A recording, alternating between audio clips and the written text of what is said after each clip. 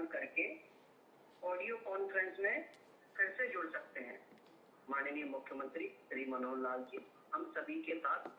Phone conference के माध्यम से जुड़ चुके हैं, जिसके लिए मैं उनका धन्यवाद करता हूं। ये प्रोग्राम 2 भागों में होगा। पहले भाग में माननीय मुख्यमंत्री जी अपनी बात रखेंगे, दूसरे भाग में आपसे भी सुझाव या आपके मन में कोई प्रश्न हो उसको भी सुनेंगे और उसका जवाब भी देंगे।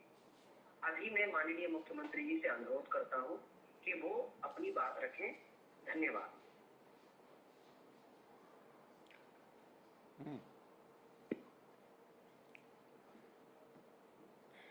मेरे हरियाणा निवासी नागरिकों, भाइयों बहनों, आज जैसा हर शनिवार को हम लोग किसी न किसी विषय पर चर्चा करते हैं, आज एक विशेष चर्चा आप लोगों से मैं करने जा रहा हूं और वो विशेष इस मायने में है कि समाज में परिवार अपने बच्चों की देखरेख करने के लिए हमेशा हर संभव प्रयत्न करता है और उनकी संभाल शिक्षा के नाते करना ये हमारे स्कूल के अध्यापक, माता पिता, अन्य अभिभावक, उन सबकी एक जिम्मेदारी होती है।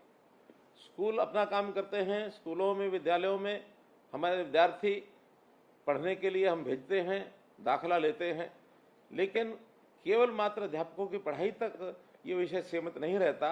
उन बच्चों की उचित देखभाल करने के लिए अन्य व्यवस्थाएं भी करनी होती हैं। हमारे यहाँ हरियाणा में जैसा हमको पता है कि लगभग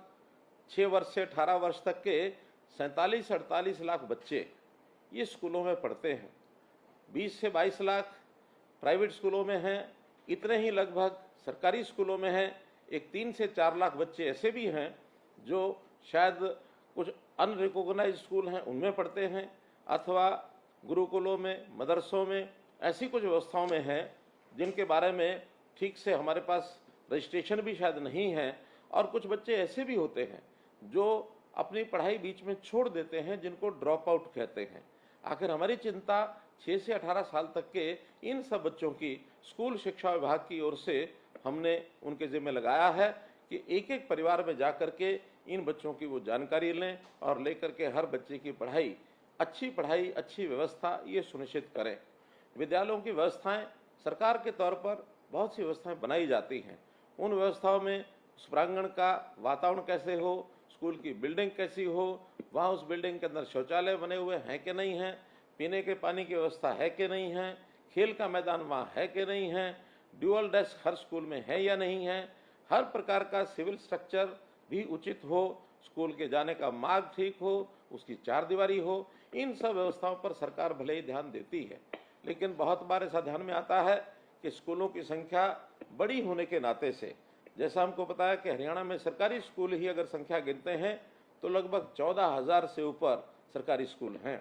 इतनी बड़ी संख्या में उन स्कूलों की देखरेख करना शायद सरकार के किसी अधिकारी के कंट्रोल में आना संभव नहीं है। तो इनकी देखरेख करने के लिए जो योजना बनाई गई है वो है स्कूल मैनेजमेंट कमिटीज, SMCs। और आज मैं जहाँ तक समझता हूँ, मैं जिन लोगों से बातचीत कर रहा हूँ, आप सब लोग ऐसे स्कूल मैनेजमेंट कमेटी के मेंबर्स, उनको सबको बुलाया गया है ताकि हम अपनी बातचीत इनसे कर सकें और आपसे अलग से कुछ सुझाव भी मिलेंगे तो उस पर भी हम पालन करेंगे। तो इन स्कूल मैनेजमेंट कमेटी में चाहे वहाँ हमारे बच्चों के माता पिता हों, अथवा अध्यापकों का प्रतिनिधित्व करने वाले कुछ अध्यापक हों, या जनप्रतिनिधि, उस गांव का जनप्रतिनिधि भी उसके अंदर हम शामिल करते हैं। ऐसे 10 से लेकर के और 15-16 तक की संख्या इन जो स्कूल मैनेजमेंट कमिटीज़ हैं इसके अंदर रखी जाती है। इसकी नियमित हम लोग बैठकें करते हैं और नियमित बैठकें करने के बाद वहाँ की व्यवस्थाओं की संभाल करने के लिए हमारी अपेक्षा है कि स्कूल मैनेजमेंट कमिटीज़ ये जो हैं प्रमुख रूप से जो काम करने की बात आती है, उन विद्यालयों की सब गतिविधियाँ उनका वो ध्यान रखें। बच्चों की परीक्षा जब होती है उस समय की संबंधी की जानकारियाँ वो भी रखें, और अभिभावक जो वहाँ हमारी मैनेजमेंट कमेटी के अतिरिक्त अभिभावक हैं उनको उसकी जानकारी भी दें। सब बच्चों की जानकारियाँ उन अभिभावकों तक कैसे पहुँचे, इनकी व्यवस्था वो लोग करें। और इस नाते से हम लोग ये सुनिश्चित करें कि उन बच्चों की पढ़ाई समुचित चल रही है कि नहीं चल रही है, अध्यापक अपना काम ठीक से कर रहे हैं कि नहीं कर रहे हैं, नियमित तौर पर अध्यापक उपस्थित होते हैं अथवा नहीं होते हैं, होते हैं तो बच्चों की उपस्थिति ली जाती है कि नहीं ली जाती है, बच्चे भी सब उपस्थित विद्यालय में पूरा समय के लिए हों, सभी उनकी जो कक्षाएं हैं उसको वो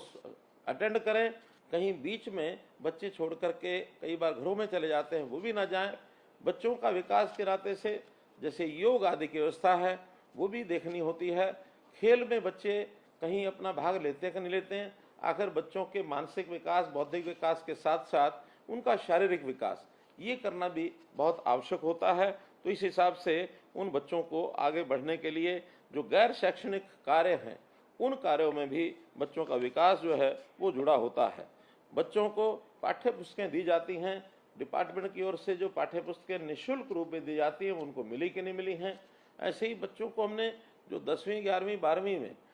मुफ्त में टैबलेट बांटे हैं वो टैबलेट उनको मिले कि नहीं मिले हैं। अधिगम ये जो शिक्षण सामग्री है वो उनको मिली है कि नहीं मिली है। बहुत बच्चों को प्रोत्साहन राशि ये दी जाती है, वो राशि उनको प्राप्त हुई है कि नहीं हुई है। बच्चों की वर्दी वो उनको मिली है कि नहीं मिली है। विद्यालय में पुस्तकालय की व्यवस्था ये है या नहीं है, क्योंकि पुस्तकालय की व्यवस्था होना भी इसलिए अनिवार्य है कि बच्चे अपने सामान्य पढ़ाई के साथ साथ पुस्तकालय में अतिरिक्त ज्ञान के लिए उन पुस्तकों का कई बार उपयोग करते हैं। तो इस प्रकार से ऐसे बहुत से काम हैं जो बच्चों को पढ़ाई के साथ साथ उनकी व्यवस्था देखना, उनको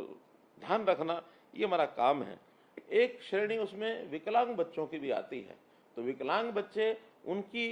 एक प्रकार से आने जाने की व्यवस्था, अगर कहीं चढ़ाई है उस स्कूल के कहीं फर्श पर तो उसको ऊपर चढ़ने के लिए वहाँ रैंप बने हैं कि नहीं बने हैं, उन बच्चों के बैठने की अलग से व्यवस्था है कि नहीं है, उनकी पढ़ाई भी कई बार विशेष चैलेंज जो बच्चे होते हैं उसकी पढ़ाई की व्यवस्था भी अलग प्रकार से करनी पड़ती है, वो उनको है कि नहीं है। बच्चों को मिड डे मील दिया जाता है, तो मिड डे मील भी बच्चों में इसका वितरण ठीक होता है कि नहीं होता है, भोजन उसकी क्वालिटी ठीक है या नहीं है, उसकी मात्रा ठीक है कि नहीं है, ठीक उचित मात्रा में जो उस भोजन की उष्णता है, उसका जो गर्म भोजन मिलने का उनको एक प्रबंध है वो होता कि नहीं होता है, कहीं भोजन की क्वालिटी ऐसी खराब न हो कि उनको उस भोजन के लाभ के बजाय उनको कोई हानि हो जाए। तो इस प्रकार से बहुत से ऐसे काम हैं जो हमारे एसएमसीज को ये ध्यान रखने होते हैं। बच्चों की पढ़ाई की गुणवत्ता कैसे बढ़े, हम निरंतर अध्यापकों का प्रशिक्षण ये भी करते हैं, और अध्यापकों के प्रशिक्षण के साथ साथ अब हमने विद्यालयों में एक दूसरे अलग श्रेणी के विद्यालय भी खोलना शुरू किया है। संस्कृति मॉडल स्कूल, संस्कृति model school senior secondary school के लेवल के भी हैं, और अब प्राइमरी सेक्शन भी हमने संस्कृति मॉडल स्कूल के खोले हैं। कुछ अभिभावक ऐसा चाहते हैं कि भले हमको थोड़ा पैसा खर्च करना पड़े लेकिन हमारे बच्चे सीबीएसई स्कूल में भी पढ़ने के लिए सरकारी व्यवस्था हो, हमने वो भी शुरू की है। इसका भी आप लोगों को निश्चित रूप से लाभ जो है वो मिला होगा। तो मैं इन सब बातों के साथ साथ इतना ही विषय आपके सामने करना चाहता हूं कि इन सब में आप लोगों का अपना योगदान कितना है। अभी जब हमने अनुमान लगवाया कि बच्चों के ड्यूअल डेस्क ये कितनी मात्रा में है, तो पता लगा कि बहुत कम स्कूल में ड्यूअल डेस्क हैं। अगर सरकारी जो प्रक्रिया है उसके माध्यम से ड्यूअल डेस्क हम खरीदते हैं और दिए जाते हैं तो उसमें समय बहुत लगता है, और क्वालिटी भी कई बार तो बहुत सी शंकाएं उसमें हो जाती हैं, कीमत भी ठीक से उसकी पता नहीं लगती है। तो हमने एक निर्णय लिया, बहुत सोच समझ के निर्णय लिया कि हम कुछ खर्च एसएमसीज के हवाले करें ताकि वो वहाँ पर अपने ड्यूअल डेस्क की व्यवस्था या निर्माण कार्यों में छोटी मोटी आवश्यकता है, कहीं शौचालय की कमी है, कहीं पीने पानी की कमी है, कहीं सड़क का मार्ग ठीक नहीं है, कहीं चारद्वारी ठीक नहीं है, कहीं विद्यालय के सौंदर्यीकरण में कोई आवश्यकता है, कहीं छोटी बड़ी मुरम्मत है, ऐसे सब कामों के लिए एसएमसी को ही हमने अधिकृत किया और 25 लाख रुपए की राशि हर स्कूल के लिए उसकी एक सीमा भी निर्धारित की कि उस 25 लाख रुपए तक, 25 लाख रुपए फिक्स नहीं है, उसके अंदर अंदर कम करना है, वो कम में होता तो कम में करें, मैक्सिमम 25 लाख रुपए तक आप अपने आप खर्च करने की व्यवस्था कर सकते हैं। उसके लिए आप लोग कोटेशंस लेकर के भी काम कर सकते हैं। निविदा या टेंडर करना बहुत आवश्यक नहीं है, क्योंकि टाइम कंज्यूमिंग जो भी चीज़ होती है, समय जिसमें ज़्यादा लगे, उस काम को करने के बजाय आपके ऊपर पूरा भरोसा किया गया है कि आप उचित दाम पर और अच्छी क्वालिटी इसका काम करवाएंगे, क्योंकि आप एक जिम्मेवार एक नागरिक हैं, आपकी के ऊपर स्कूल की पूरी चिंता है। आप स्कूल की मैनेजमेंट के नाते से, बच्चे आपके हैं, गांव आपका है, शहर आपका है, अध्यापक आप स्वयं हैं, तो ऐसी जिम्मेवारी शायद चंडीगढ़ में बैठा हुआ व्यक्ति महसूस न करे, लेकिन एसएमसी का हर सदस्य अपने विद्यालय के लिए इन कामों की जिम्मेवारी हमसे ज़्यादा समझेगा। इस भाव को ध्यान में रखते हुए हमने आपको पूरी जिम्मेवारी दी है, और अनुभव भी आया है कि जो काम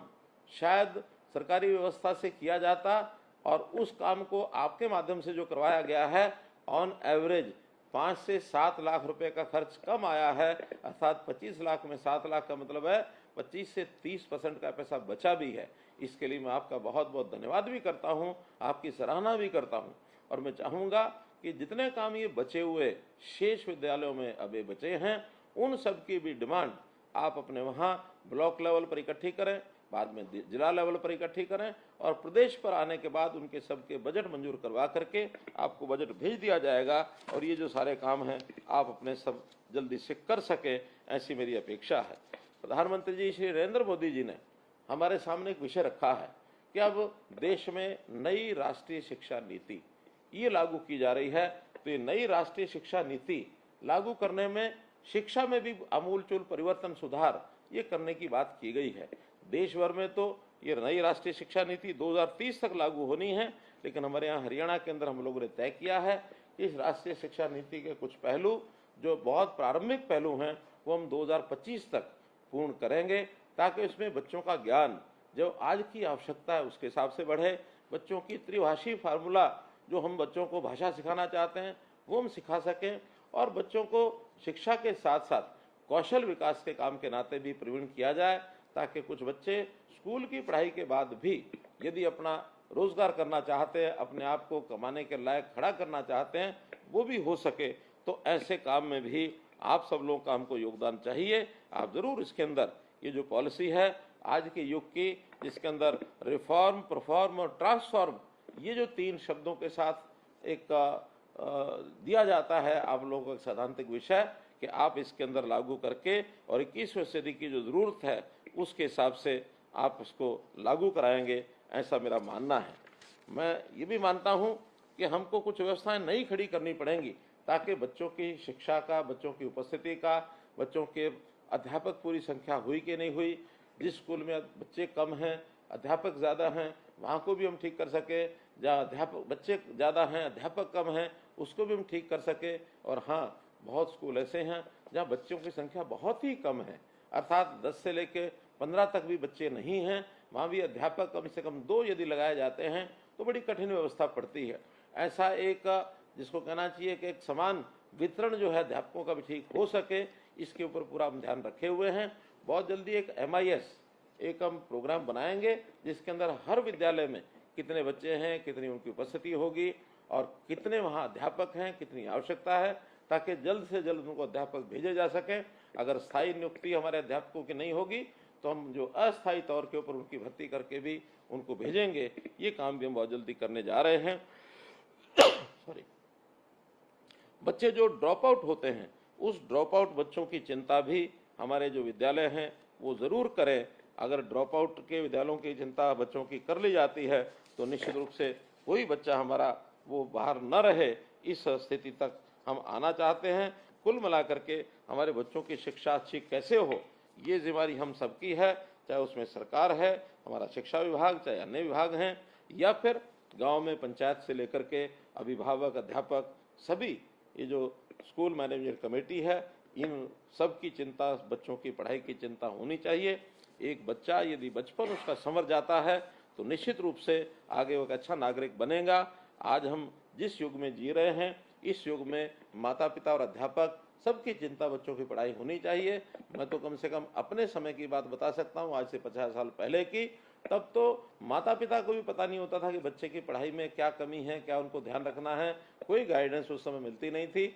लेकिन आज बच्चों के माता पिता पढ़े लिखे होने के नाते से अध्यापक भी उसी प्रकार की जिम्मेदारी निभाते हैं। तो सब मिल करके हम अपने बच्चों के प्रति जितनी जागरूकता रखेंगे और जितना उनको आगे बढ़ाएंगे, हमारा जो भविष्य है वो सुंदर बनेगा, हमारे बच्चे अच्छे होंगे, वो निश्चित रूप से हमारे नाम को भी आगे बढ़ाएंगे, आगे चल करके माता पिता के सहारा बनेंगे। तो इस सब बात को ध्यान में रखते हुए हम शिक्षा के ऊपर जितना भी ध्यान रख सकते हैं उतना ध्यान रखें, और बच्चों की पढ़ाई के लिए आपके कोई भी सुझाव, कभी भी किसी प्रकार के कोई भी मांग डिमांड अगर आती है उसको हम पूरा करेंगे। हमने इस बार जिन बच्चों के लिए जो स्कूलों की शिक्षा, जो स्कूलों के लिए प्रावधान आपको बताया है कि 25 लाख रुपया हर विद्यालय के लिए हम जो है रखने के लिए तैयार हैं। 14,000 विद्यालयों के लिए हम लगभग 3,500 करोड़ रुपए का खर्चा हम काफ़ी इसमें किया है। जो बचा हुआ है उसको हम पूरा करेंगे। तो इस वर्ष विद्यालय हमारे अच्छे बने, हम विद्यालयों की व्यवस्था को सुधारें, बच्चों की पढ़ाई का तरीका सुधारने के लिए सरकार भी सब